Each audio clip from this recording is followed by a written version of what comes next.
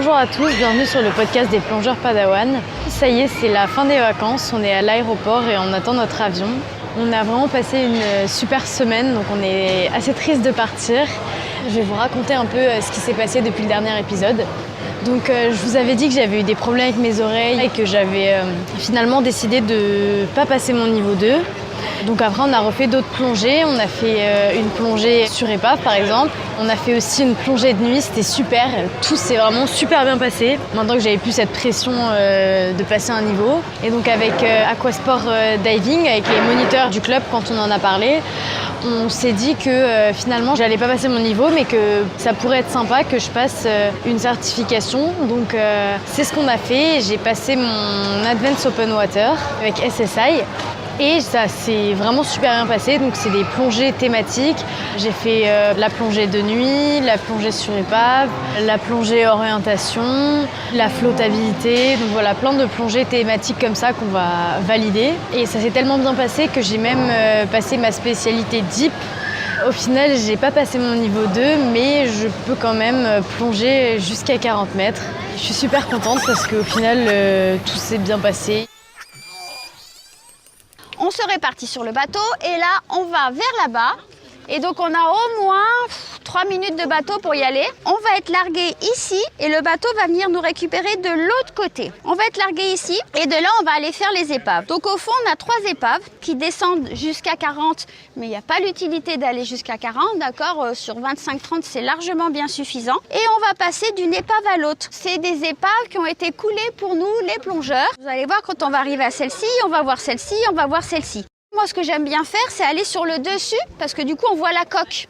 Donc là, on a vu la coque en venant de là-bas et après, on va se mettre sur le dessus de l'épave et on voit la coque de l'autre côté. Et là, ça chasse pas mal. Il y a beaucoup de sardines qui se font chasser. La plongée sur épave, c'était une première fois. Alors ça, j'ai vraiment adoré. En voyant les épaves, j'avais vraiment l'impression de voyager dans le temps. C'était gigantesque et c'était super impressionnant. Et de voir que la vie a repris son cours, s'est approprié l'épave, c'était super beau, j'ai trouvé. Donc, et puis il y avait plein de choses à voir, c'était magnifique. Une super expérience. La plongée de nuit, donc c'était la première fois qu'on faisait une plongée de nuit. C'est très différent de la plongée de jour. On a pu voir des comportements qui étaient différents, des comportements comme la chasse par exemple. On a même eu la chance de voir un peu de bioluminescence. La bioluminescence, c'est du plancton qui, quand on est dans le noir et qu'on agite sa main, ça va faire comme une espèce de lumière, tout petit. C'est assez joli à voir. Et puis c'est aussi assez particulier de voir en fait que dans le faisceau de sa lumière. C'est vraiment une expérience sympa et ça nous permet d'avoir une autre vision sur tout ce qui se passe sous l'eau. Pour la plongée de ce matin, on va aller faire une plongée qui s'appelle la cathédrale. On va partir de la plage. Donc on va nager un petit peu en surface, on va s'immerger et de là en fait on a comme un chenal. À droite on a des rochers avec pas mal de vie, plein de girelpans, de sars, toutes ces jolies choses. Et à gauche on va voir une dune. On va continuer dans le chenal et à un moment on va passer par-dessus la dune pour aller se retrouver de l'autre côté et on va aller tirer sur le tombant. On va longer le tombant main gauche. Beaucoup de poissons trompettes, il va y avoir beaucoup de mérous, beaucoup de demoiselles, beaucoup de girelpans, poissons perroquets, tout ce genre de jolies choses qu'on peut voir. Fouillez bien avec les lumières et regardez aussi quand vous avez le tombant main gauche sur votre droite en pleine eau parce que vous avez des bancs de sardines là, qui se font chasser par des bonites, des thons et des barracudas. Une fois qu'on est dans la cathédrale, ce qui est sympa c'est de se retourner et quand vous vous retournez, on voit vraiment l'arche avec le bleu derrière. Et quand c'est la fin de cathédrale, on va faire demi-tour parce que le tombant s'arrête. Et alors après, selon le courant, selon la conso, selon tout ça, soit on rentrera par-dessus le tombant où on est sur du 20 mètres, ou alors on rentrera ici, où on est entre 10 et 12 mètres de fond. Même si là on rentre à Paris, on espère qu'on pourra revenir parce qu'on s'est vraiment éclaté cette semaine. Mais on n'a pas eu la chance de voir les anges de mer, qui est une espèce de requin qu'on voit beaucoup là-bas. En ce moment, c'est pas la saison, donc on n'a pas eu la chance de les voir. Et en plus, là-bas, c'est très rare, mais la semaine dernière, ils ont vu un requin-marteau passer parce que c'est sur leur chemin de migration. Là, pendant qu'on y était, il y a quelqu'un qui a vu une Remobula Et de temps en temps, ils voient des baleines au large pendant la saison. Donc comme c'est une route de migration, il y a vraiment plein d'espèces qui y passent. Maintenant, quand je pense à comment je galérais à descendre avec mes oreilles, que j'avais mal, que j'avais peur d'avoir mal, et comment là, pour les 2 plongées profondes, donc à 40 mètres que j'ai faites, je suis descendue sans aucun souci, j'ai pas eu mal, etc. Je me dis que c'est quand même assez bluffant, quoi. Et puis il y a aussi, je pense, une part du fait que j'avais peur d'avoir mal. Et ce que j'ai remarqué aussi avec les moniteurs, c'est qu'en fait, je fais pas la Valsalva quand je descends. Enfin, j'ai arrêté de faire la Valsalva là.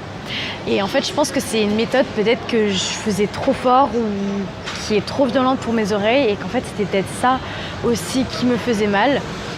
Je me suis rendu compte que instinctivement, j'arrive à faire la BTV, la béance tubulaire volontaire.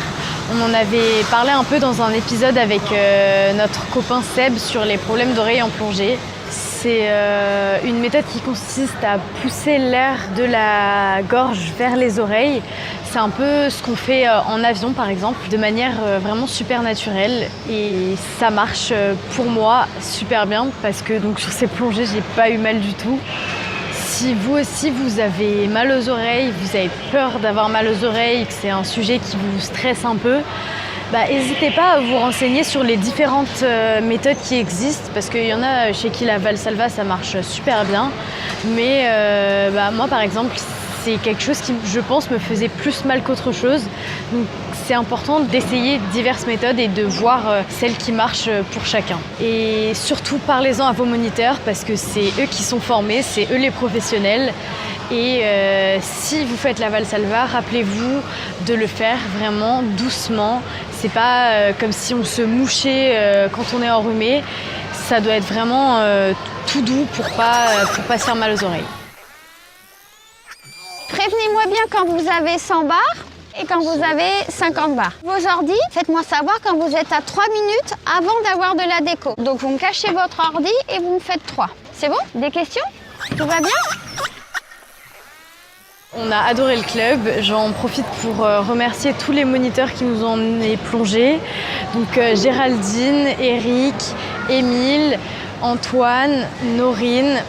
Et puis également tout le reste de l'équipe parce que tout le monde était vraiment super sympa. L'ambiance est très chaleureuse et conviviale. Donc je les remercie vraiment de tout cœur et on a hâte de revenir. À bientôt!